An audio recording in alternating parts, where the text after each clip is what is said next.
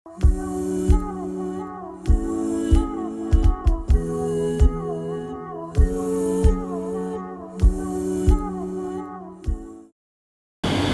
اللہ الرحمن الرحیم الحمد للہ رب العالمین والعاقبۃ للمتقین والصلاة والسلام علی سید الانبیاء والمرسلین نبینا محمد وعلی آلہ واصحابہ اجمعین ومن تبعہم الی یوم الدین۔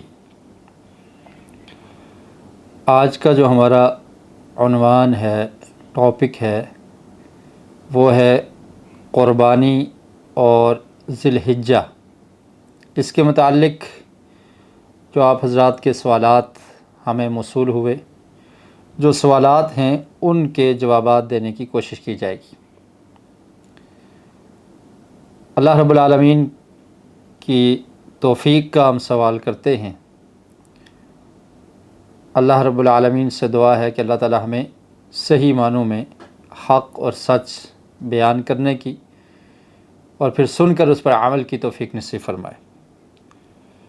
سب سے پہلا سوال جو کیا گیا ہے وہ یہ ہے، وائی ڈو وی گیو قربانی، کہ ہم قربانی کیوں کرتے ہیں، قربانی دینے کا مقصد کیا ہے۔ تو سب سے پہلی بات یہ سمجھ لیجئے کہ قربانی یہ اردو کا لفظ ہے، اور اس کے لیے عربی زبان میں جو لفظ استعمال ہوا ہے وہ ہے الاضحیہ، اور اضحیہ کہتے ہیں ما یذبح من بہیمۃ الانعام ایام عید الاضحیٰ بسبب العید تقربا الی اللہ عز وجل، کہ جو بہیمۃ الانعام یعنی چوپائے جانور جن کو ذبح کیا جاتا ہے عید الاضحیٰ کے دنوں میں، عید الاضحیٰ کے دنوں میں چوپایوں کو ذبح کرنا، جانوروں کو ذبح کرنا، یہ قربانی کہلاتا ہے۔ اس کا مقصد کیا ہوتا ہے کہ اللہ رب العالمین کا قرب حاصل ہو جائے، اور یہ شعائر اسلام میں سے ہے، اور اس کا ثبوت قرآن مجید سے، نبی کریم صلی اللہ علیہ وسلم کے فرامین سے ملتا ہے، اور قرآن و سنت میں موجود ہے۔ تو ہم قربانی کیوں کرتے ہیں، اس کا آسان اور عام فہم جواب یہ ہے کہ اللہ رب العالمین کے حکم کو مانتے ہوئے ہم قربانی کرتے ہیں۔ قرآن مجید میں سورہ حج میں اللہ تعالی نے ارشاد فرمایا، وَلِكُلِّ أُمَّةٍ جَعَلْنَا مَنسَكًا لِيَذْكُرُوا اسْمَ اللَّهِ عَلَى مَا رَزَقَهُم مِّن بَهِيمَةِ الْأَنْعَامِ فَإِلَٰهُكُمْ إِلَٰهٌ وَاحِدٌ فَلَهُ أَسْلِمُوا وَبَشِّرِ الْمُخْبِتِينَ۔ فرمایا کہ ہم نے ہر امت کے لیے قربانی کو مقرر کیا ہے۔ وَلِكُلِّ أُمَّةٍ جَعَلْنَا مَنسَكًا، ہم نے ہر امت کے لیے قربانی کو مقرر کیا ہے تاکہ وہ اللہ کا نام لیں، عَلَى مَا رَزَقَهُم مِّن بَهِيمَةِ الْأَنْعَامِ، کہ جو جانور، پالتو جانور جو ہم نے ان کو عطا کیے ہیں، ان پر اللہ کا نام لے کر ان کو ذبح کر دیں، ان کو قربان کریں، اور صرف اللہ کے لیے ہی ذبح کریں۔ فَإِلَٰهُكُمْ إِلَٰهٌ وَاحِدٌ، کیونکہ وہ اکیلا ہی الہ اور اکیلا ہی معبود ہے۔ فَلَهُ أَسْلِمُوا، اور اسی کے حکم کو مانو، اس کے تابعدار اور فرمانبردار بن جاؤ، اور فرمایا کہ جو عاجزی کرنے والے ہیں ان کے لیے خوشخبری ہے۔ تو اللہ رب العالمین کا یہ حکم ہے قربانی کرنا، اس لیے ہم قربانی کرتے ہیں۔ اور پھر نبی کریم صلی اللہ علیہ وسلم کی سنت ہے، آپ نے اپنے ہاتھ سے جانور کو ذبح کیا، قربان کیا۔ صحیح بخاری اور مسلم کی حدیث ہے، حضرت انس بن مالک رضی اللہ تعالی عنہ بیان کرتے ہیں، ضحى النبی صلی اللہ علیہ وسلم بکبشین املحین ذبحہما بیدہ وسمى وکبر وضع رجلہ علی صفاحہما۔ حضرت انس بن مالک فرماتے ہیں رضی اللہ تعالیٰ عنہ کہ نبی اکرم صلی اللہ علیہ وسلم نے ذبح کیا بکبشین املحین، دو مینڈوں کو، سینگوں والے دو مینڈے تھے، ان کو ذبح کیا اپنے ہاتھ مبارک سے، اس پر بسم اللہ اللہ اکبر کہہ کر ان کو ذبح کیا، اور ذبح کرنے کے بعد وضع رجلہ علی صفاحہما، ان کے پہلوؤں پر اپنے پاؤں مبارک کو بھی رکھا۔ تو جو عمل جس کے بارے میں اللہ تعالیٰ نے قرآن مجید میں فرما دیا کہ یہ قربانی میں نے ہر امت کے لیے رکھی ہے، اور پھر نبی کریم صلی اللہ علیہ وسلم نے اس پر عمل کر کے دکھا دیا، تو مسلمان اسی لیے جانور کو ذبح کرتے ہیں، اسی لیے قربانی کرتے ہیں۔ بے شمار آیات اور احادیث اس پر دلالت کرتی ہیں۔ قرآن مجید میں سورۃ الکوثر ایک چھوٹی سی سورت ہے، اس میں اللہ رب العالمین نے ارشاد فرمایا فَصَلِّ لِرَبِّكَ وَانْحَرْ، کہ ہم نے آپ کو کوثر نہر عطا کی ہے، آپ اپنے رب کے لیے نماز ادا کیجئے، نماز پڑھیے اور قربانی کیجئے۔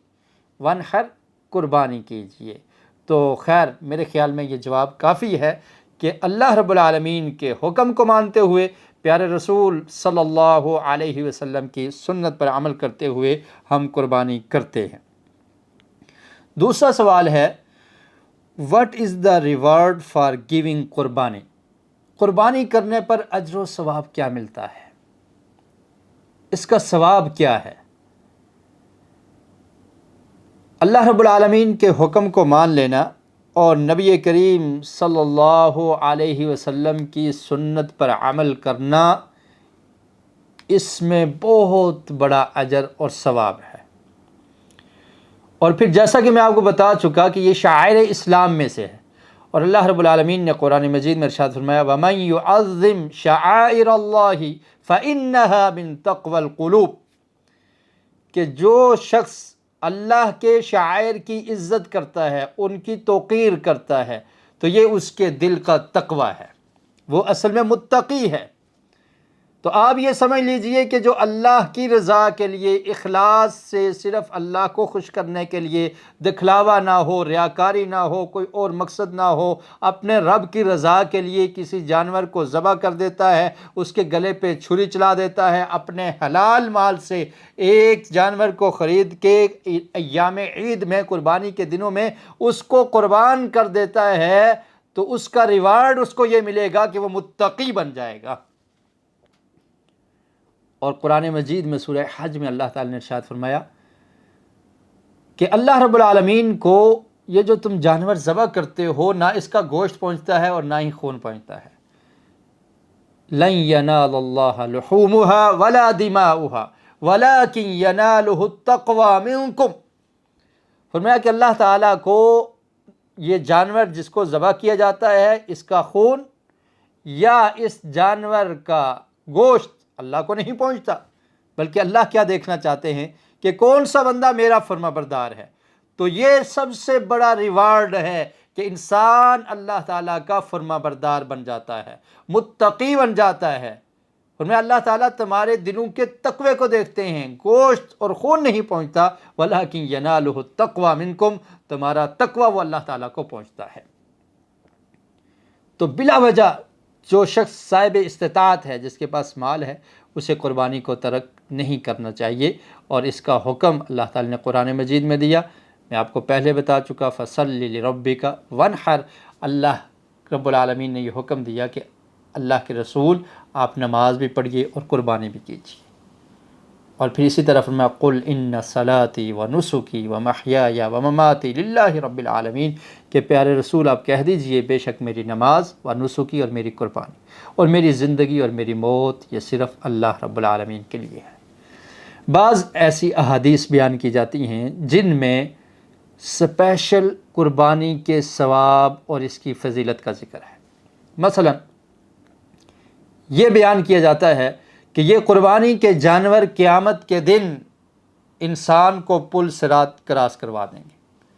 اور اسی طرح نبی کریم صلی اللہ علیہ وسلم کی طرف منسوب ایک یہ فرمان بھی بیان کیا جاتا ہے کہ آقا علیہ الصلوۃ والسلام نے ارشاد فرمایا کہ قربانی کے جانور کے جتنے بال ہیں اتنی انسان کو نیکیاں ملتی ہیں، لیکن اس طرح کی جو روایات ہیں وہ صحیح ثابت نہیں ہیں، ان کو محدثین نے ضعیف کہا ہے۔ تو بہرحال قربانی کا اجر و ثواب یقیناً ہے، اور اس کا اجر اور ثواب انسان کو ملے گا، لیکن خاص کہ اس کی مقدار یہ ہے اتنا ثواب ملے گا، جتنے بال ہیں اتنا ثواب مل جائے گا، تو اس طرح کی روایات ثابت نہیں ہیں۔ بہرحال انسان کے تقوی کی یہ علامت ہے کہ وہ اللہ کے راستے میں جانور کو قربان کرتا ہے۔ اس کے بعد ایک اور سوال ہے، اور وہ سوال ہے سوال نمبر 3، از اٹ فرض، واجب اور سنہ ٹو گیو قربانی؟ قربانی کرنا یہ فرض ہے، واجب ہے یا سنت ہے؟ جامع ترمذی میں عبداللہ بن عمر رضی اللہ تعالی عنہما، ان سے کسی شخص نے یہ سوال کیا کہ یہ بتائیے کہ اضحیۃ اواجب اضحیہ، کہ کیا اضحیہ قربانی کرنا یہ واجب ہے؟ الاضحیۃ اواجبۃ ہی؟ عبداللہ بن عمر رضی اللہ تعالی عنہما سے سوال کیا گیا کہ کیا قربانی یہ واجب ہے؟ تو انہوں نے جواب میں یہ عرض کیا، ضحى رسول اللہ صلی اللہ علیہ وسلم والمسلمون، کہ اللہ کے رسول صلی اللہ علیہ وسلم قربانی کیا کرتے تھے، اور صحابہ کرام بھی، مسلمان بھی قربانی کیا کرتے تھے۔ اس شخص نے پھر سوال کیا کہ میرا سوال یہ ہے کہ کیا قربانی کرنا واجب ہے یا نہیں؟ تو عبداللہ بن عمر رضی اللہ تعالیٰ عنہما نے یہی جواب دیا۔ اس اثر کو یا اس قول کو شیخ البانی رحمۃ اللہ علیہ نے ضعیف کہا ہے، اور ضعیف جامع الترمذی میں اس کو نقل کیا ہے۔ لیکن اس کے بعد امام ترمذی رحمۃ اللہ علیہ کا جو قول ہے اس میں یہ وضاحت موجود ہے، اور وہ یہ کہتے ہیں، اگرچہ یہ اثر ضعیف ہے لیکن امام ترمذی رحمۃ اللہ علیہ کا جو تبصرہ ہے وہ سننے کے قابل ہے۔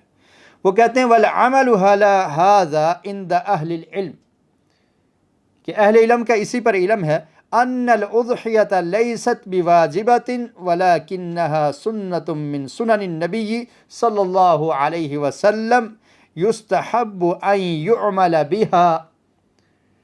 فرماتے ہیں کہ قربانی یہ واجب نہیں ہے، لیکن نبی کریم صلی اللہ علیہ وسلم کی سنن میں سے ایک سنت ہے، اور یہ مستحب ہے کہ اس پر عمل کیا جائے۔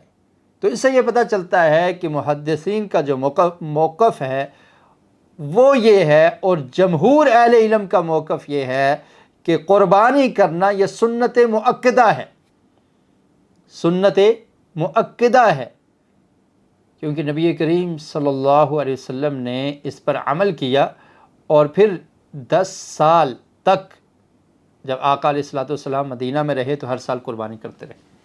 تو یہ کیا ہے؟ سنت مؤکدہ ہے۔ جو شخص صاحب استطاعت ہے اسے ترک نہیں کرنا چاہیے کہ تاکہ وہ اس اجر و ثواب سے محروم نہ ہو۔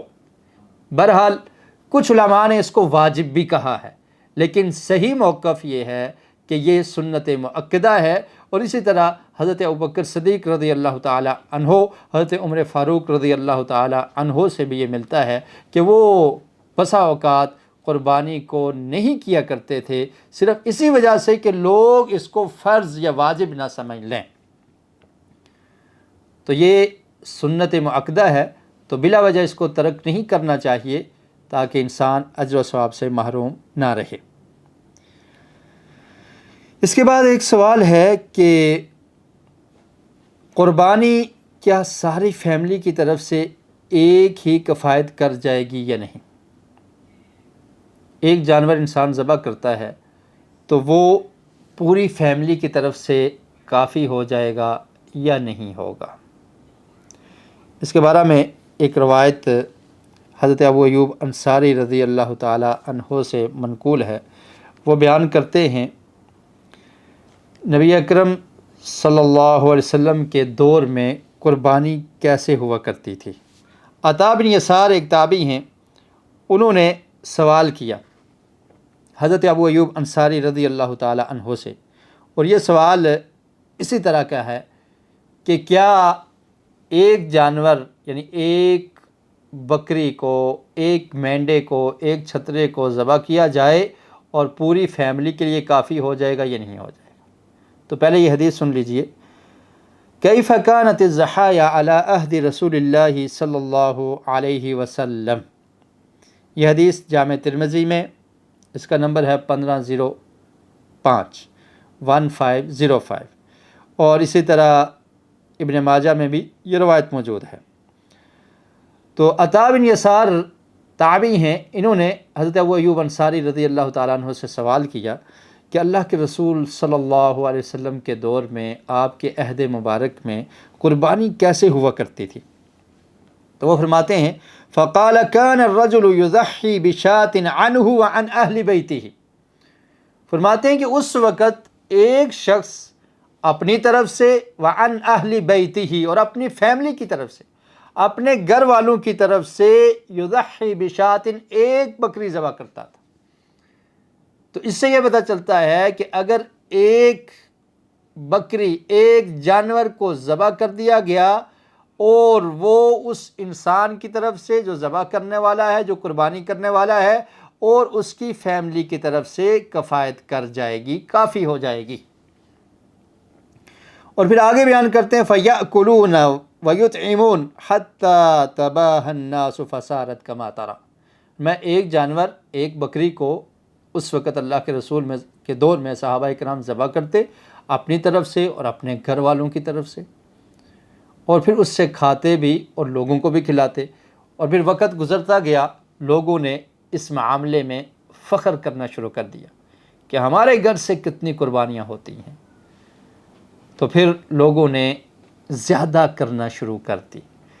اصل میں اللہ رب العالمین اخلاص کو دیکھتے ہیں، اخلاص کے ساتھ اگر عمل کم ہی کیا جائے تو اس کی بڑی اہمیت ہے، اور اگر ریاکاری آ جائے، اخلاص نہ ہو اور عمل زیادہ ہو تو وہ اللہ کے ہاں قبول نہیں ہوتا۔ تو اس لیے پوری فیملی کی طرف سے ایک قربانی کافی ہے۔ اب یہاں یہ بات بھی سمجھنے کی ہے کہ فیملی سے مراد کیا ہے؟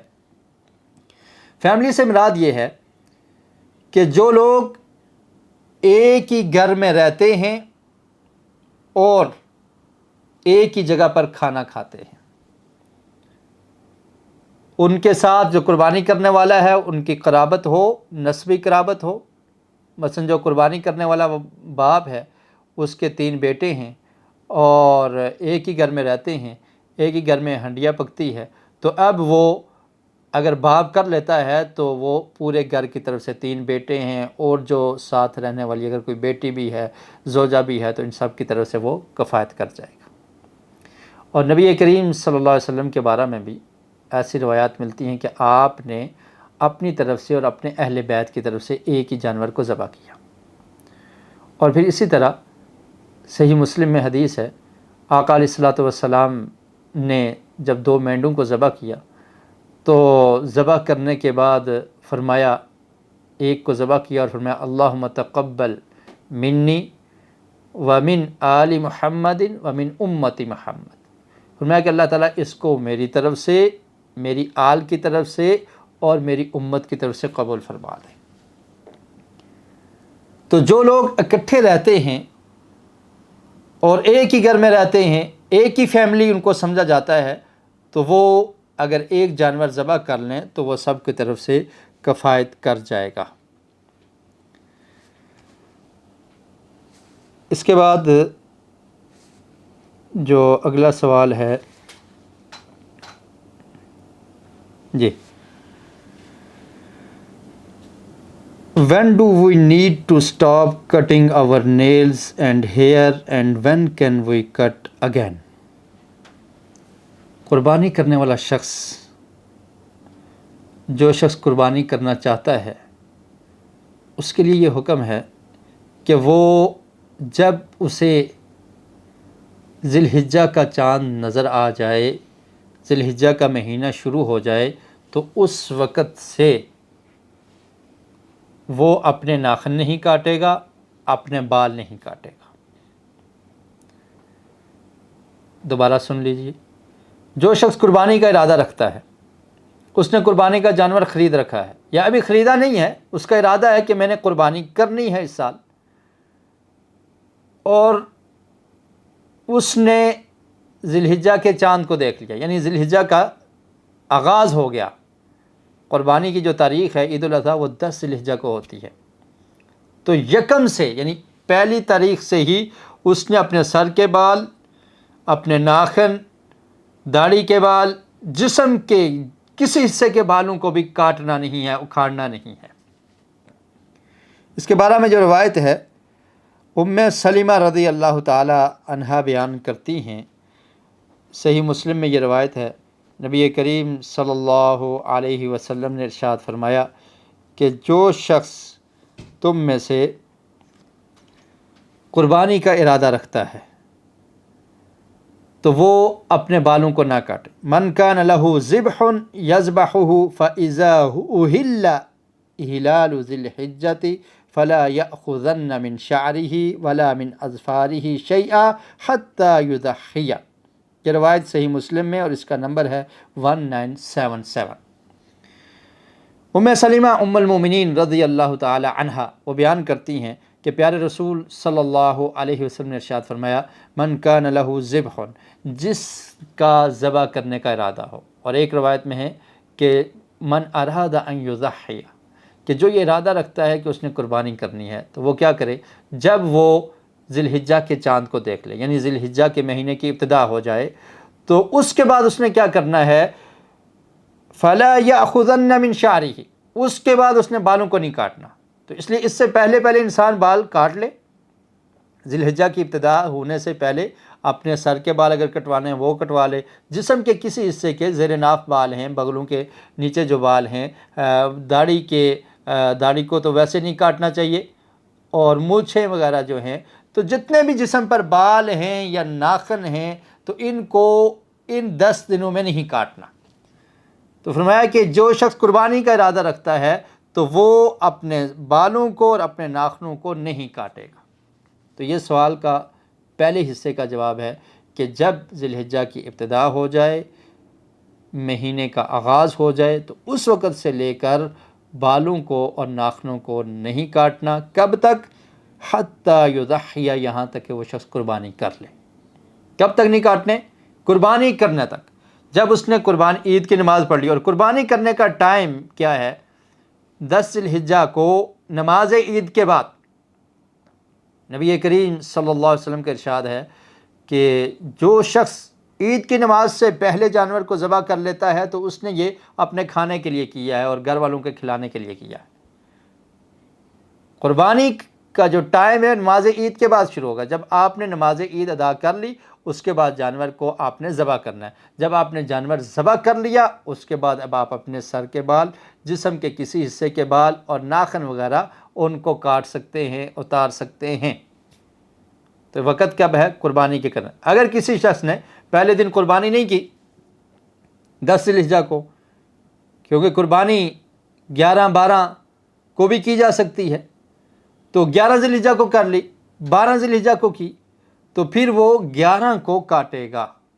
جب اس نے قربانی کی اس کے بعد اس کے لیے بال کاٹنے اور ناخن اتارنے وہ درست ہوں گے۔ تو اس کا ٹائم کیا ہے؟ یکم سے، یعنی چاند دیکھتے ہی بالوں کو کاٹنے سے، ناخنوں کو اتارنے سے رک جانا ہے۔ اور کب تک رکنا ہے؟ جب تک آپ جانور کو ذبح نہیں کر لیتے، اور جب جانور ذبح ہو گیا، اس کو آپ نے ذبح کر لیا، تو اس کے بعد آپ اپنے ناخن بھی اتار سکتے ہیں اور بال بھی کاٹ سکتے ہیں۔ جی، اس کے بعد جو اگلا سوال ہے وہ یہ ہے کہ does everyone in the home cannot cut their nails and hair؟ اب قربانی ایک شخص کر رہا ہے گھر میں، اور ہم اس مسئلے کو بیان کر چکے کہ اگر ایک شخص قربانی کر رہا ہے تو باقی فیملی کی طرف سے بھی وہ قربانی ادا ہو جائے گی، باقیوں کو بھی وہ اس میں شریک کر سکتا ہے۔ تو جو قربانی کرنے والا ہے اس کے بارے میں تو آپ نے سن لیا کہ وہ اپنے بال اور ناخن، بال نہیں کاٹ سکتا، نہ ہی کٹوا سکتا ہے، اور ناخن بھی نہیں اتار سکتا۔ تو کیا یہی حکم اس کے گھر والوں پر بھی لگے گا؟ کیونکہ وہ قربانی میں اپنی پوری فیملی کو شریک کر رہا ہے۔ تو اس میں صحیح موقف یہ ہے کہ جو شخص قربانی کرنے والا ہے صرف اس کے لیے یہ حکم ہے، کیونکہ آقا علیہ الصلوۃ والسلام نے کیا فرمایا؟ من اراد ان یضحی، جو قربانی کا ارادہ رکھتا ہے وہ اپنے بالوں کو نہیں کاٹے گا اور وہ اپنے ناخن وغیرہ نہیں اتارے گا۔ باقی جن کی طرف سے وہ قربانی کر رہا ہے وہ اس میں شریک نہیں ہے، یعنی وہ اپنی طرف سے بھی اور اپنی فیملی کی طرف سے بھی کر رہا ہے۔ ایک ہی شخص جانور ذبح کرنے والا ہے تو اسی کے لیے یہ حکم ہے۔ حدیث کے ظاہری الفاظ سے یہی معلوم ہوتا ہے، من اراد ان یضحی، جس نے جانور کو خریدا ہے، جس نے پیسے خرچ کیے ہیں، تو اس کے لیے یہ حکم ہے کہ وہ ناخن اتارنے سے اور بال کٹوانے سے باز رہے گا، وہ ایسا نہیں کرے گا جب تک قربانی کر نہیں لیتا۔ باقی جو لوگ ہیں، گھر کے جو فیملی ممبر ہیں، ان کے لیے یہ حکم نہیں ہے۔ اور پھر اسی طرح آپ دیکھیے نبی کریم صلی اللہ علیہ وسلم قربانی کیا کرتے تھے اور وہ اپنی طرف سے اور اپنے گھر والوں کی طرف سے بھی کیا کرتے تھے، لیکن کسی حدیث میں ایسا نہیں ملتا کہ نبی کریم صلی اللہ علیہ وسلم نے یہ فرمایا ہو کہ میرے گھر والے وہ بھی بالوں کو نہ کاٹیں اور وہ بھی نیلز کو نہ اتاریں، وہ بھی جسم کے بالوں کو ایسے ہی رہنے دیں، ایسا نہیں کہا، بلکہ صرف قربانی کرنے والے کو یہ حکم دیا گیا ہے۔ تو اس میں صرف قربانی کرنے والا شخص ہی داخل ہے، اس کے لیے یہ حکم ہے کہ جس شخص نے قربانی کرنی ہے، اور اگر کسی شخص کا ارادہ بعد میں بنا، مثلا عید سے 2-3 دن پہلے اس کا ارادہ بن گیا کہ میں نے قربانی کرنی ہے، پہلے اس کا ارادہ نہیں تھا، تو جب اس کا ارادہ بن گیا، اس نے نیت کر لی، تو اس کے بعد سے لے کر قربانی کرنے تک وہ بال نہیں اتارے گا۔ تو اس میں صرف وہی شخص شامل ہوگا جو قربانی کرنے والا ہے، باقی جو فیملی ممبر ہیں ان کے لیے یہ حکم نہیں ہے۔ ہاں، اگر باقی فیملی ممبر بھی ایسا کر لیں تو اس میں حرج نہیں ہے، وہ بال نہیں اتارتے تو ایسا کر لیں۔ اس کے بارے میں ایک روایت ملتی ہے سنن ابی داؤد میں کہ ایک شخص نے نبی کریم صلی اللہ علیہ وسلم سے آ کر دریافت کیا کہ اللہ کے رسول، میرے پاس ایک ہی بکری ہے جو دودھ بھی دیتی ہے، تو باقی میں قربانی کی استطاعت اس کے علاوہ نہیں رکھتا، تو کیا میں اس کو قربان کر دوں؟ تو اللہ کے رسول نے فرمایا کہ آپ 10 ذی الحجہ کو اپنے ناخن اور اپنے جسم کے بال، زیر ناف جو بال ہیں ان کی صفائی کر لو، ناخن وغیرہ اتار دو، تو تمہیں قربانی کا ثواب مل جائے گا۔ اس حدیث کو اگرچہ کچھ محدثین نے ضعیف کہا ہے، کچھ نے اس کو حسن کہا ہے، تو بہرحال اگر کوئی رک جاتا ہے تو اس میں حرج نہیں ہے، لیکن جو حکم ہے وہ صرف قربانی کرنے والے کے لیے ہے کہ جو قربانی کرنے والا شخص ہے اس کے لیے یہ حکم ہے کہ جب وہ ہلال ذی الحجہ کے چاند کو دیکھ لے تو اس وقت سے لے کر قربانی کر کے فارغ ہونے تک، یعنی قربانی کر لینے تک، اپنے بال اور ناخن نہیں اتارے گا۔ اگلے سوال کی طرف چلتے ہیں۔ اگلا سوال ہے ویئر ٹو گیو قربانی لوکلی اور ادر پور مسلم کنٹری، یعنی مطلب یہ ہے کہ کیا آپ قربانی اسی جگہ پر کریں گے یا اس کے علاوہ جس جگہ پر آپ رہ رہے ہیں، جس ملک میں آپ رہ رہے ہیں، جس کنٹری میں رہ رہے ہیں، تو وہاں پر ہی قربانی کریں گے، یا اس کے علاوہ آپ باہر بھی قربانی کر سکتے ہیں، کسی اور ملک میں بھیج سکتے ہیں؟ تو سب سے پہلی بات سمجھنے کی یہ ہے کہ نبی کریم صلی اللہ علیہ وسلم کا جو عمل تھا وہ کیا تھا کہ آپ اپنے ہاتھ سے قربانی کو ذبح کیا کرتے تھے، جیسا کہ آپ نے حدیث سنی، حضرت انس بن مالک رضی اللہ تعالی عنہما بیان کرتے ہیں، حضرت عائشہ رضی اللہ تعالی عنہا سے بھی مروی ایسی حدیث ملتی ہے کہ آقا علیہ الصلوۃ والسلام نے جب 2 مینڈوں کو ذبح کیا تو ان کو اپنے ہاتھ مبارک سے ذبح کیا۔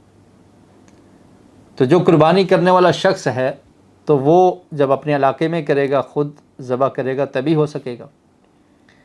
لیکن اگر یہ سمجھا جا رہا ہے کہ جس ملک میں وہ رہ رہا ہے وہ لوگ امیر ہیں، وہاں پر ان کو ضرورت نہیں ہے یا وہ اتنے محتاج نہیں ہیں، جبکہ دیگر مسلم ممالک یا کوئی ایک مسلمان ملک، وہاں کے لوگ فقیر ہیں، وہاں کے لوگ محتاج ہیں، انہیں کھانے کو نہیں ملتا، تو ان کی مدد کرنے کے لیے، ان کے ساتھ تعاون کرنے کے لیے کوئی شخص قربانی اپنے ملک میں نہیں کرتا بلکہ ان کی طرف بھیج دیتا ہے، اور کسی ایسے آدمی کو وکیل بناتا ہے جو بااعتماد ہو اور اس کی یہ ڈیوٹی لگا دیتا ہے کہ تم نے قربانی کے دنوں میں یعنی 10 ذی الحجہ کو اور اس کے بعد کے جو دن ہیں ان دنوں میں ہی جانور کو قربان کرنا ہے، تو ایسا کرنا درست اور جائز ہے۔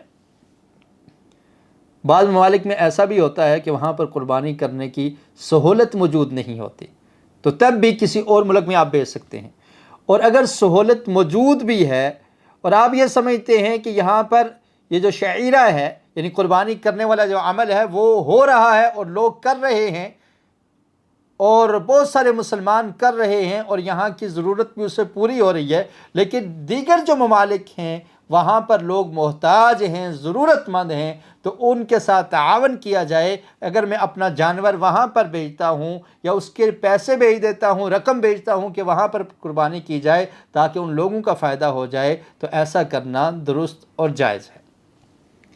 اس کے بارے میں ایک دلیل حضرت سلمہ بن اکوع بیان کرتے ہیں۔ صحیح ابن حبان میں یہ روایت ہے اور اس کا نمبر ہے 5929 ان رسول اللہ صلی اللہ علیہ وسلم قال یوم الاضحى من ضحى منکم فلا یصبح بعد ثالثة فی بیتہ شیء من اضحیتہ۔ سلمہ بن اکوع کہتے ہیں کہ نبی کریم صلی اللہ علیہ وسلم نے ایک دفعہ ہمیں فرمایا کہ جو شخص بھی جس نے بھی تم میں سے قربانی کی ہے، من ضحى منکم، جس نے بھی تم میں سے قربانی کی ہے، فلا یصبح بعد ثالثة، تو 3 دن کے بعد اس کے گھر میں کوئی گوشت باقی نہ ہو۔ اس گوشت کو کیا کرنا ہے؟ اس کو تقسیم کر دینا ہے، فقراء میں، مساکین میں، لوگوں کو دینا ہے، کھلانا ہے۔ 3 دن کے بعد اس کے گھر میں کوئی گوشت باقی نہ ہو۔ 1 سال اللہ کے رسول نے یہ اعلان کر دیا اور صحابہ کرام نے اس پہ عمل کیا۔ فلما كان العام المقبل يوم الاضحى قالوا، جب اگلا سال آیا تو صحابہ کرام نے اللہ کے رسول صلی اللہ علیہ وسلم سے پھر دریافت کیا، یا رسول اللہ نفعل في هذا كما فعلنا في العام الماضي، فرمایا اللہ کے رسول جیسے ہم نے پچھلے سال کیا تھا اس سال بھی ایسا ہی کریں کہ 3 دن تک صرف ہمارے گھر قربانی کا گوشت باقی رہے، اس کے بعد باقی نہ رہے، 3 دنوں میں ہم ختم کر دیں، خود کھا لیں اور لوگوں کو کھلا لیں، فقراء اور مساکین میں تقسیم کر دیں۔ کیا اس سال بھی یہی حکم ہے؟ تو پیارے رسول صلی اللہ علیہ وسلم نے ارشاد فرمایا، لا کان الناس بجہد فاردت ان تعینوا فیہا کلوا واطعموا وادخروا، فرمایا کہ سابقہ سال، پچھلے سال جو میں نے تمہیں منع کیا تھا کہ تم نے گوشت کو سٹور نہیں کرنا، جمع نہیں کرنا، اس کی وجہ کیا تھی کہ اس وقت لوگ محتاج تھے، ان کو ضرورت تھی گوشت کی، تو ان کے ساتھ مدد کرنا یہ ضروری تھا کہ ان کی مدد کی جائے، ان کی ہیلپ کی جائے، ان کو کھلایا جائے۔ تو اس سال یہ معاملہ تھا، اس لیے میں نے یہ اعلان کیا تھا کہ 3 دن سے زیادہ کسی کے گھر گوشت باقی نہ رہے۔ لیکن اب ایسا نہیں ہے، اب حالات ویسے نہیں ہیں، لوگ ٹھیک ہیں اور مالدار ہیں، اب اس طرح کا فقر باقی نہیں رہا، ضرورت باقی نہیں رہی۔ کلوا واطعموا وادخروا، تو اب تم کھاؤ بھی، لوگوں کو کھلاؤ بھی، وادخروا، اور 3 دن کے بعد بھی اس کو اپنے گھر میں جمع کر سکتے ہو۔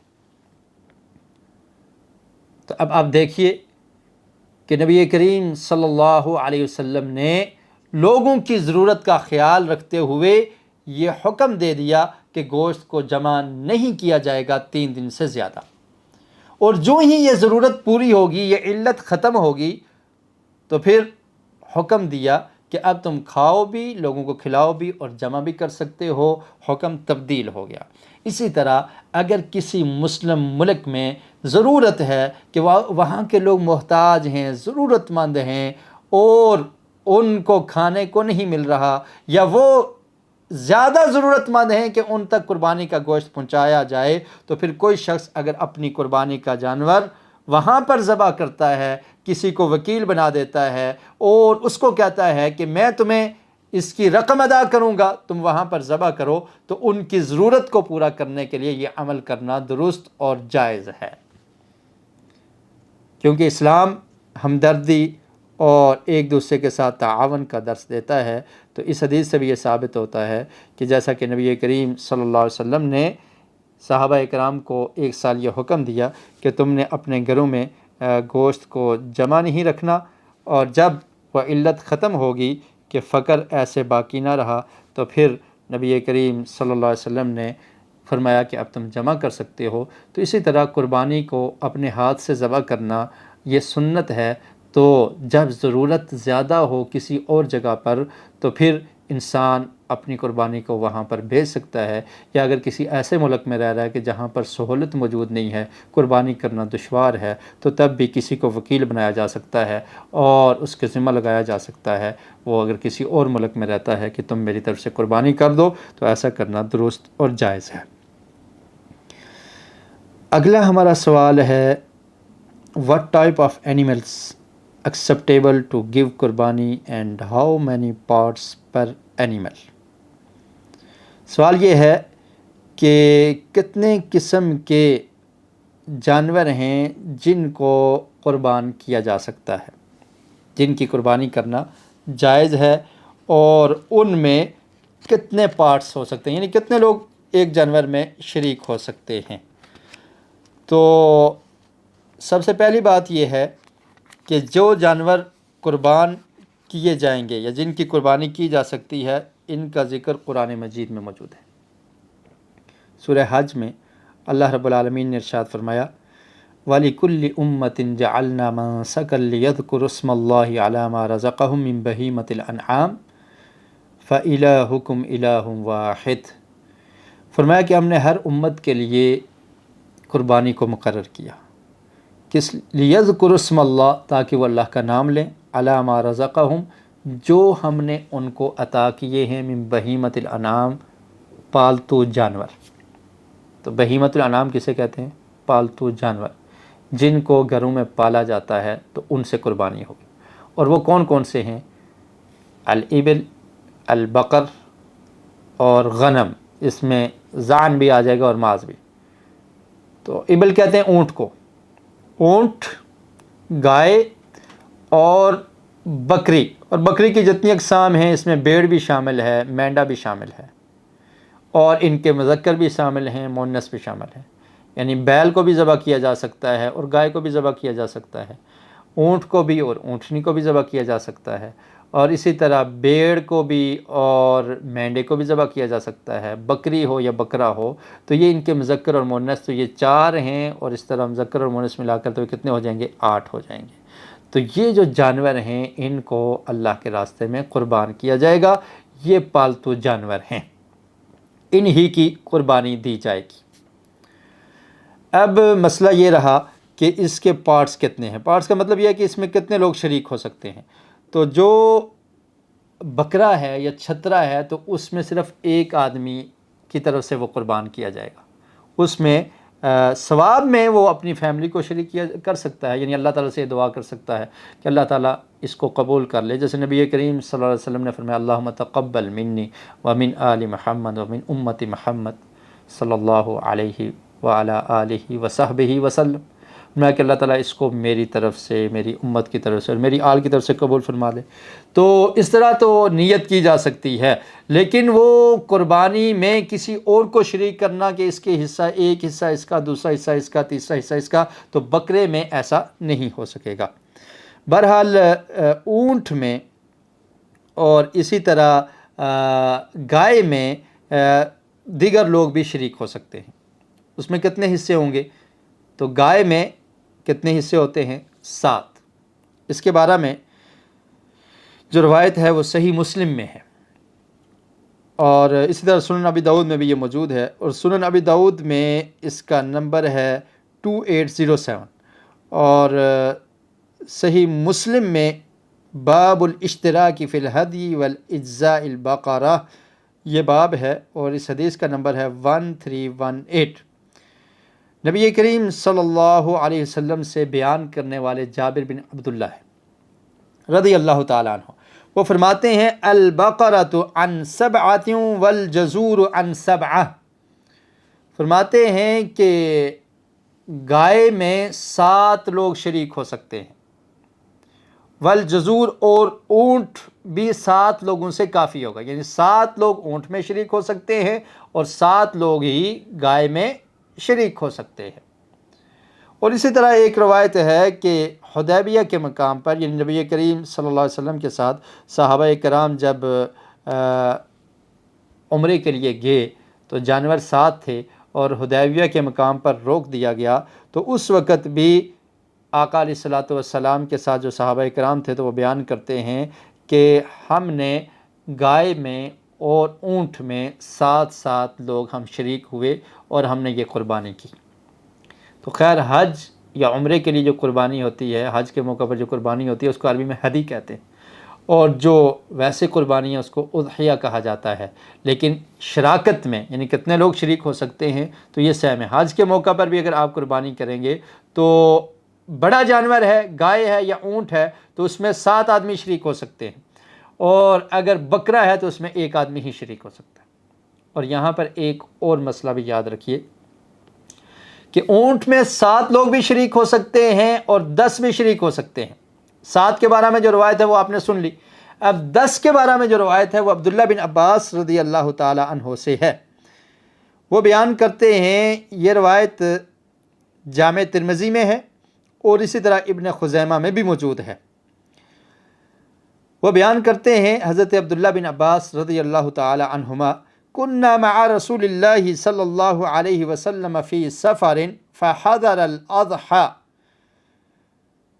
فاشترکنا فی البقرۃ 7 وفی البعیر 10۔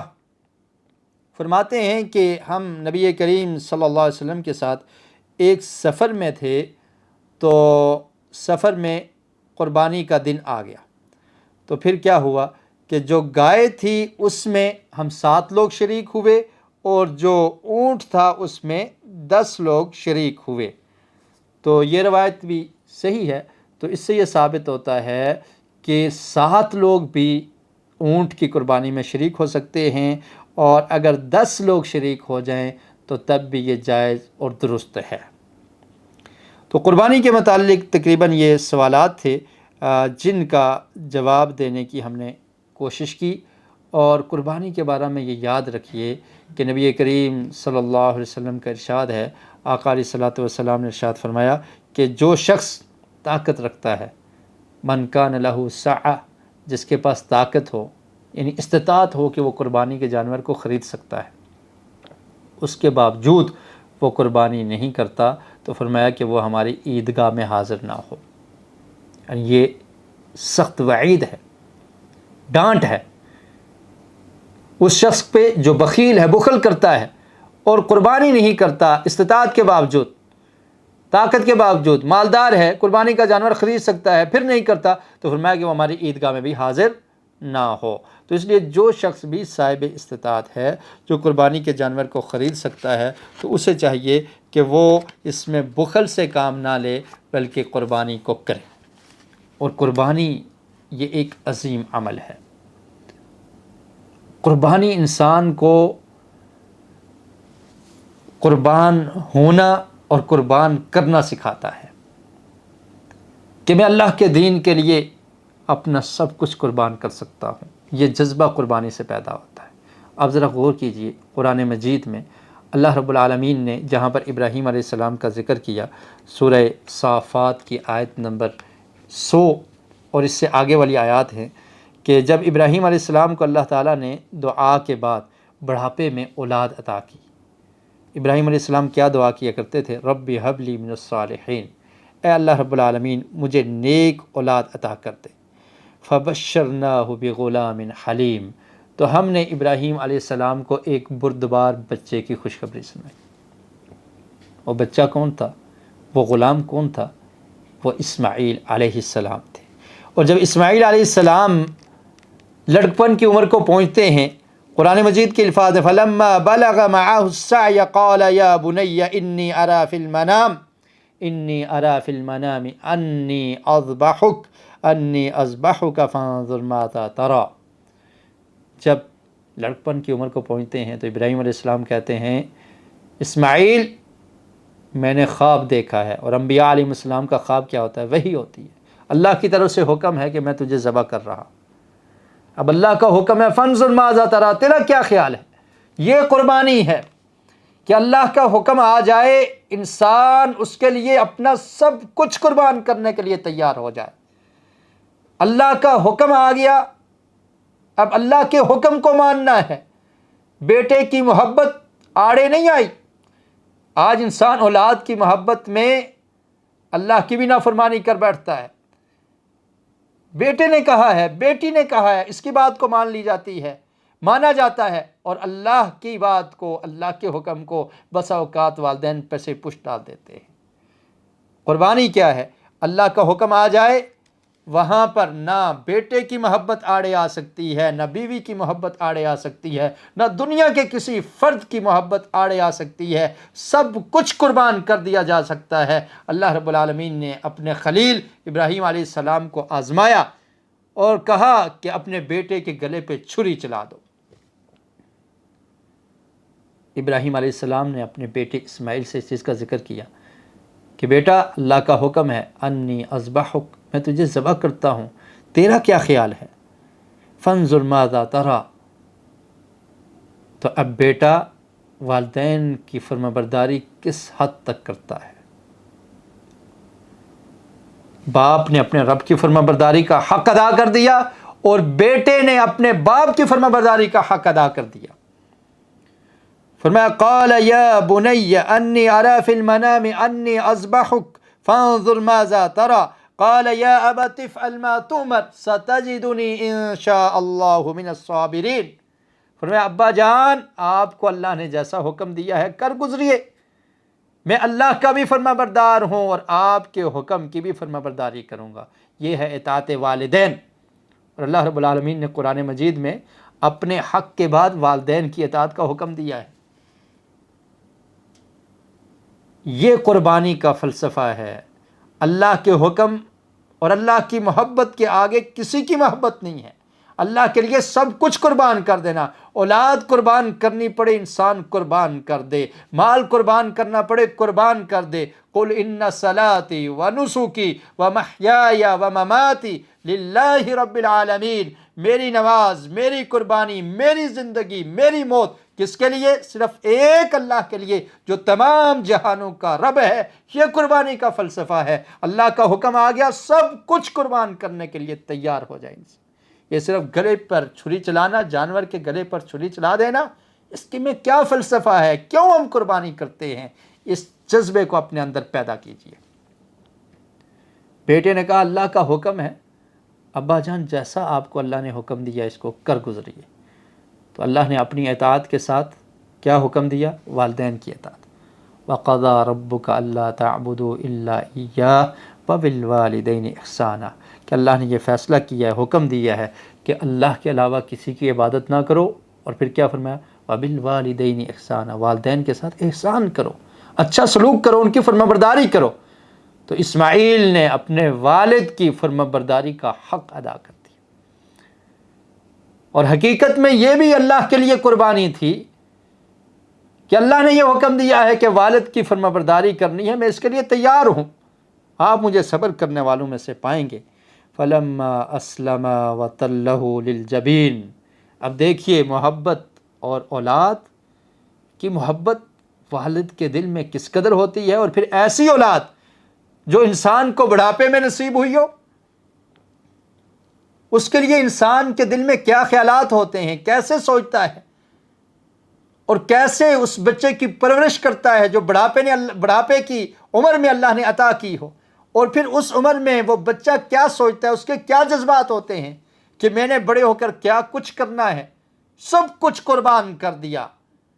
بیٹا زمین پر لیٹ جاتا ہے، باپ ہاتھ میں چھری پکڑ لیتا ہے۔ قرآن کے الفاظ فَلَمَّا أَسْلَمَ وَتَلَّهُ لِلْجَبِينِ، جب لٹا دیا اور پیشانی کے بل بیٹے کو لٹا دیا اسماعیل کو، وَنَادَيْنَاهُ أَن يَا إِبْرَاهِيمُ، اللہ تعالیٰ کو یہ ادا اتنی پسند آئی، آسمان سے آواز دی، قَدْ صَدَّقْتَ الرُّؤْيَا إِنَّا كَذَلِكَ نَجْزِي الْمُحْسِنِينَ، ابراہیم تو نے اپنے خواب کو پورا کر دیا ہے، یہ ایک آزمائش تھی، تو آزمائش پر پورا اتر آیا ہے، ہم احسان کرنے والوں کو، نیکی کرنے والوں کو ایسے ہی بدلہ دیتے ہیں۔ إِنَّ هَذَا لَهُوَ الْبَلَاءُ الْمُبِينُ وَفَدَيْنَاهُ بِذِبْحٍ عَظِيمٍ، اور فرمایا کہ اب اسماعیل کے گلے پہ چھری نہیں چلے گی، ایک جانور اللہ رب العالمین کی طرف سے وَفَدَيْنَاهُ بِذَبْحٍ عَظِيمٍ اس کو ذبح کیا جائے گا۔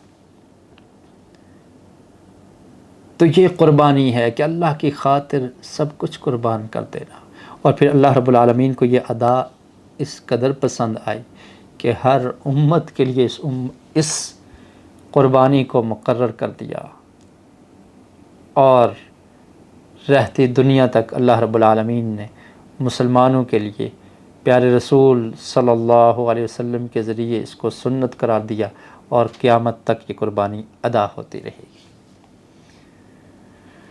ہمارے آج کے درس کا یا سوالات میں سے آخری سوال وہ بہت ہی اہم سوال ہے۔ وہ سوال ہے what other acts are encouraged to do in the first 10 days of ذی الحجہ۔ ذی الحجہ کا جو مہینہ ہے یہ حرمت والے مہینوں میں سے ایک ہے۔ حرمت والے جو مہینے ہیں یہ ہر مسلمان کو پتہ ہونا چاہیے وہ کون کون سے ہیں۔ ایک محرم کا مہینہ ہے، اور ایک ذی القعدہ ذی الحجہ، اور اس کے بعد جو آنے والا مہینہ محرم، اور ایک رجب۔ یہ 4 مہینے حرمت والے ہیں۔ لیکن ان حرمت والے مہینوں میں سے ذی الحجہ کے جو 10 دن ہیں، ابتدائی دن، ان کی بڑی فضیلت ہے۔ ان کے بارے میں نبی کریم صلی اللہ علیہ وسلم کا ارشاد اور فرامین بھی ملتے ہیں، اور قرآن مجید میں اللہ رب العالمین نے ارشاد فرمایا والفجر ولیال عشر، کہ مجھے فجر کی قسم اور 10 راتوں کی قسم۔ اور اس سے جمہور مفسرین نے یہ مراد لیا کہ اس سے مراد ذی الحجہ کے ابتدائی 10 دن ہیں، یعنی ابھی 4 دنوں بعد یا 3 دن بعد، اگر آج 27 ذی القعدہ ہے تو 28 اور 29، اور اس کے بعد کون سا دن آئے گا؟ 30۔ اگر یہ مہینہ 30 کا ہوا تو پھر 3 دن کے بعد ذی الحجہ سٹارٹ ہو جائے گا، اور اگر 29 کا ہوا تو پھر کل اور پرسوں کا دن ہے، اور اس کے بعد ذی الحجہ سٹارٹ ہو جائے گا۔ تو یہ ذی الحجہ کے جو پہلے 10 دن ہیں یہ بہت قیمتی ہیں، بڑی فضیلت ہے ان کی، بڑے قدر والے دن ہیں۔ لیکن افسوس یہ ہے کہ مسلمانوں میں پائی جانے والی رسومات اور بدعات، اس کے بارے میں مسلمانوں کو آگاہی ہوتی ہے، لیکن وہ عمل، وہ دن جو فضیلت والے ہیں، جو ثابت ہیں، اس کے بارے میں اکثر مسلمان جانتے ہی نہیں ہیں۔ عشرہ محرم کے ابتدائی 10 دن، اس میں جو رسومات ہوتی ہیں، خرافات ہوتی ہیں، اکثر لوگ اس میں مشغول ہو جاتے ہیں، حالانکہ محرم کے 10 دنوں کی فضیلت نہیں ہے۔ صرف عاشورہ کی 10 محرم کا روزہ رکھنا یہ نبی کریم صلی اللہ علیہ وسلم سے ثابت ہے، لیکن یکم محرم سے لے کر 10 تک ہی رسومات اور پھر بدعات کی جاتی ہیں، اور مسلمانوں کو اس کی آگاہی بھی ہے اور اس میں ملوث بھی رہتے ہیں۔ لیکن یہ 10 دن اس کے بارے میں اکثر لوگ نہیں جانتے۔ اللہ رب العالمین نے قرآن مجید میں کیا فرمایا؟ والفجر ولیال عشر، اس سے مراد یہ 10 دن ہیں۔ اور پھر آقا علیہ الصلوۃ والسلام کا ارشاد ہے، صحیح بخاری کی حدیث عبداللہ بن عباس بیان کرتے ہیں، قال رسول اللہ صلی اللہ علیہ وسلم ما من ایام العمل الصالح فیہن احب الی اللہ من هذه الایام العشر۔ فرمایا کہ اللہ رب العالمین کو یہ ذی الحجہ کے 10 دنوں کے اعمال اس قدر پسند ہیں کہ اس کے علاوہ باقی دنوں کے اعمال، باقی دنوں میں نیکیاں کی جانے والی اتنی اللہ کو پسند نہیں ہیں جتنے یہ 10 دن، ذی الحجہ کے ابتدائی 10 دن، ان میں کیے جانے والی نیکیاں، ان میں کیے جانے والے نیک اعمال جتنے اللہ کو محبوب ہیں، باقی دنوں میں اتنے محبوب نہیں۔ صحابہ کرام نے جب یہ سنا تو پھر سوال کیا، فقالوا یا رسول اللہ ولا الجہاد فی سبیل اللہ، اللہ کے راستے میں جہاد کرنا کیا اس سے زیادہ بھی ان دنوں میں جو عمل کیے جائیں گے وہ زیادہ پسند ہے اللہ کو، وہ زیادہ عظیم ہے، وہ زیادہ اللہ کو محبوب ہیں؟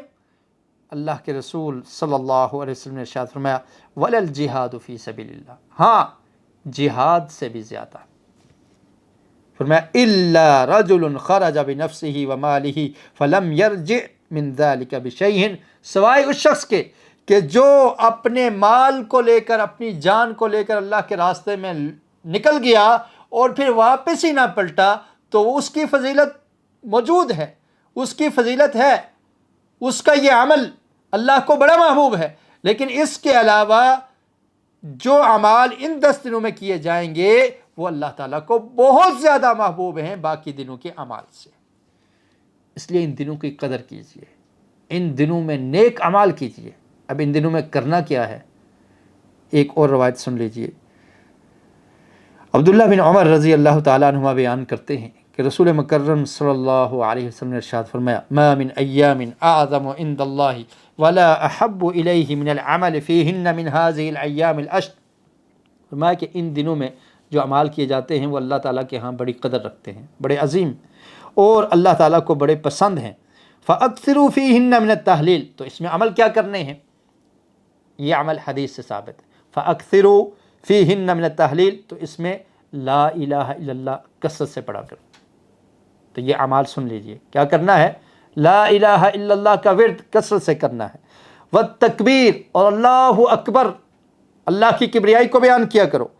والتحمید، اور اللہ رب العالمین کی تعریفات بیان کیا کرو۔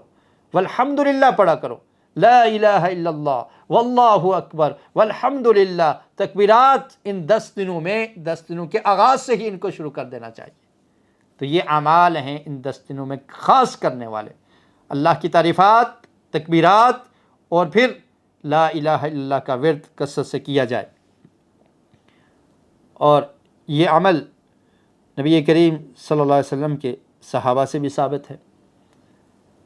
حضرت عبداللہ بن عمر رضی اللہ تعالیٰ عنہما کے بارے میں ملتا ہے کہ آپ بازار میں نکل جاتے اور جب یہ 10 دنوں کا آغاز ہوتا تو بلند آواز سے تکبیرات کہا کرتے تھے، اور پھر بازار والے لوگ بھی آپ کے ساتھ مل کر یہ تکبیرات کہتے تھے۔ تو یہ ان 10 دنوں کے آغاز سے ہی شروع کر دینا چاہیے، اور 13 ذی الحجہ کی عصر تک ایسا کرنا ہے۔ اور پھر ان دنوں میں خاص جو دن ہیں، نمازوں کے بعد تکبیرات کہنا ان دنوں میں بھی کہی جا سکتی ہیں، اور عموماً کثرت سے کہنا چاہیے جیسا کہ صحابہ کرام کے عمل سے ثابت ہے۔ اور نبی کریم صلی اللہ علیہ وسلم کا یہ ارشاد بھی فرمایا کہ اس میں زیادہ سے زیادہ تحلیل، تکبیر، تحمید یہ بیان کیا کرو۔ اور پھر 9 تاریخ کو عرفہ کے دن فجر کی نماز کے بعد سے لے کر 13 تاریخ قربانی کرنے کے بعد 10 کو قربانی ہوگی، اس کے بعد 11، 12 اور 13 تاریخ کی عصر تک ہر نماز کے بعد تکبیرات کہنا، یہ بھی صحابہ کرام کے عمل سے ثابت ہے۔ اس میں تکبیرات کے جو الفاظ ہیں، اللہ اکبر، اللہ اکبر، لا الہ الا اللہ، اللہ اکبر، اللہ اکبر وللہ الحمد، یہ بھی کہے جا سکتے ہیں۔ اس کے علاوہ اللہ اکبر کبیرہ، اللہ اکبر و اجل، اور اس طرح کے دیگر الفاظ بھی کہے جا سکتے ہیں۔ تو بہرحال اللہ کی تکبیرات اور تحمید، اللہ کی تعریفات، اللہ اکبر کبیرہ والحمد للہ کثیرہ وسبحان اللہ بکرۃ و اصیلہ، ان کا ورد بھی کیا جا سکتا ہے۔ تو ان 10 دنوں میں زیادہ سے زیادہ نیکیاں کی جائیں، بڑی فضیلت والے کام ہیں۔ ان 10 دنوں میں روزے رکھے جائیں، پورے 10 دنوں کے اگر کوئی روزہ رکھنا چاہے تو تب بھی نفلی روزے ہیں وہ رکھ سکتا ہے۔ قرآن مجید کی تلاوت کثرت سے کی جائے۔ حضرت سعید بن جبیر رضی اللہ تعالیٰ عنہ کے بارے میں آتا ہے کہ وہ ان 10 دنوں میں اجتہاداً شدیدہ بہت زیادہ کوشش کیا کرتے تھے نیکیاں کرنے کی، نیک اعمال کرنے کی کوشش کیا کرتے تھے، جو باقی دنوں میں اتنی نہیں کرتے تھے۔ ان 10 دنوں کی خاص قدر کیا کرتے تھے۔ تو ان 10 دنوں میں روزے رکھے جائیں، قرآن مجید کی تلاوت کی جائے، صدقہ اور خیرات کیا جائے، غریبوں کی مدد کی جائے، نیکی کے جتنے کام ہیں، تکبیرات کی آواز کو بلند کیا جائے، گھروں میں تکبیرات کہی جائیں، اللہ کی تعریف، حمد و ثنا بیان کی جائے، اللہ کے ذکر میں انسان مشغول رہے، اور جتنی بھی نیکیاں ہیں ان کو زیادہ سے زیادہ کرنے کی کوشش کرنی چاہیے۔ اس کے بعد ایک خاص عمل ان 10 دنوں میں ہی وہ آتا ہے، عرفہ کے دن کا روزہ۔ نبی کریم صلی اللہ علیہ وسلم نے ارشاد فرمایا، صیام یوم عرفہ فإنی احتسب علی اللہ ان یکفر السنۃ التی بعدہ والسنۃ التی قبلہ۔ کتنی فضیلت ہے۔ اللہ کے رسول نے فرمایا کہ عرفہ کے دن کا روزہ، مجھے اللہ سے یہ امید ہے کہ جو شخص عرفہ کے دن کا روزہ رکھتا ہے، یعنی 9 ذی الحجہ کو روزہ رکھتا ہے، عرفہ کا دن جس دن حاجی لوگ عرفات کے میدان میں ہوتے ہیں، وہاں پر صبح سے لے کر شام تک وہاں پر ٹھہرتے ہیں اور اللہ سے دعائیں کرتے ہیں، دعا کی قبولیت کا دن ہوتا ہے، اور اللہ کے رسول نے فرمایا کہ عرفہ کا دن اللہ رب العالمین لوگوں کو جہنم سے آزاد کرتے ہیں۔ تو اس دن کے روزے کے بارے میں جو لوگ حاجی ہیں وہ تو روزہ نہیں رکھیں گے، ان کے لیے مستحب نہیں ہے، لیکن باقی جو لوگ ہیں جو حج پہ نہیں گئے تو ان کے لیے روزہ رکھنا یہ مستحب ہے اور سنت عمل ہے۔ اور اللہ کے رسول نے فرمایا کہ میں اللہ سے یہ امید رکھتا ہوں کہ جو شخص عرفہ کے دن کا روزہ رکھتا ہے تو اللہ تعالیٰ اس کے کتنے گناہ معاف فرماتے ہیں؟ 2 سال کے گناہوں کو معاف فرماتے ہیں، 1 سال جو آنے والا ہے اور 1 سال جو گزر چکا ہے۔ 2 سال کے گناہوں کا کفارہ ہے 1 دن کا روزہ، اور وہ کون سا ہے؟ انہی 10 دنوں میں سے ایک دن، عرفہ کا دن، جس دن حاجی لوگ عرفات کے میدان میں ہوتے ہیں۔ تو اس پر بھی عمل کیا جائے۔ اور پھر اس کے بعد اگلے دن قربانی ہوتی ہے، اور یہ بھی عظیم عمل ہے، وہ بھی انہی 10 دنوں میں شریک ہے۔ اور انہی دنوں میں حج ہوتا ہے، اسی لیے اللہ رب العالمین نے، یعنی ان عبادات جو اس میں جمع ہو چکی ہیں، اس لیے اللہ رب العالمین نے ان دنوں کو خاص فضیلت عطا کر دی ہے۔ اس میں حاجی لوگ حج بھی کرتے ہیں، حج بھی 8 ذی الحجہ سے شروع ہو جاتا ہے، اور حج کے اعمال اس میں کیے جاتے ہیں۔ عرفہ کا دن حج کی وجہ سے اس میں آ گیا، قربانی بھی کی جاتی ہے، تو اس میں امہات العبادات جمع ہیں۔ انسان کی مالی عبادت بھی شامل ہے، اس کی بدنی عبادت بھی شامل ہے، اور اسی طرح اس کی بدنی، مالی اور ذاتی عبادت بھی، ہر طرح کی عبادات اس میں شامل آ جاتی ہیں۔ بدنی عبادت بھی، جسمانی عبادت کرنا، اور پھر مالی عبادت، اور دونوں کو جمع کر کے حج کیا جاتا ہے، بدنی اور مالی، تو یہ تمام عبادات اس میں شامل ہیں، اس لیے اس کی ان دنوں کی خاص فضیلت ہے۔ تو عرفہ کے دن کا روزہ رکھنا، اس سے 2 سال کے گناہ انسان کے معاف ہو جاتے ہیں۔ اور تکبیرات کے بارے میں صحیح البخاری میں یہ ہے، وَكَانَ ابْنُ عُمَرَ وَأَبُو هُرَيْرَةَ يَخْرُجَانِ إِلَى السُّوقِ فِي الْأَيَّامِ الْعَشْرِ يُكَبِّرَانِ وَيُكَبِّرُ النَّاسُ بِتَكْبِيرِهِمَا، کہ ان 10 دنوں میں حضرت عبداللہ بن عمر اور حضرت ابو ہریرہ رضی اللہ تعالیٰ عنہما بازار میں نکل جاتے تھے اور بلند آواز سے تکبیرات کہا کرتے تھے، اللہ اکبر، اللہ اکبر، اللہ اکبر، اللہ اکبر کبیرہ، والحمد للہ کثیرہ، وسبحان اللہ بکرۃ واسیلہ، اللہ اکبر، اللہ اکبر، لا الہ الا اللہ، واللہ اکبر، اللہ اکبر وللہ الحمد۔ اور پھر لوگ بھی ان کے ساتھ آواز ملا کر تکبیرات کہا کرتے تھے۔ تو یہ ان 10 دنوں کی بڑی فضیلت ہے، ان میں کیے جانے والے اعمال اللہ تعالیٰ کو بڑے پسند ہیں۔ اللہ تعالیٰ ہماری خطاؤں کو معاف فرما دے، ہمارے گناہوں کو معاف فرما دے، ہم سے درگزر فرما دے، اور ہمیں ان 10 دنوں کی قدر کرنے کی توفیق نصیب فرما دے، اور زیادہ سے زیادہ تاکہ ہم ان 10 دنوں میں عبادت کر سکیں، نیکیاں کر سکیں، تاکہ اللہ تعالیٰ ہم سے راضی ہو جائے۔ تو ان 10 دنوں کی قدر کیجئے، ان میں کرنے والے اعمال تمام نیکیاں ہیں۔ روزوں کا اہتمام، قرآن مجید کی تلاوت، صدقہ اور خیرات، اور خاص عمل ان میں تکبیرات کا ہے۔ اللہ رب العالمین سے دعا ہے کہ اللہ تعالیٰ ہمیں جب تک زندہ رکھے اسلام پر، اور جب موت آئے اسلام پر، اللہ تعالیٰ ہمیں کلمے والی، اسلام والی، شہادت والی موت نصیب فرما دے۔ وآخر دعوانا ان الحمد للہ رب العالمین۔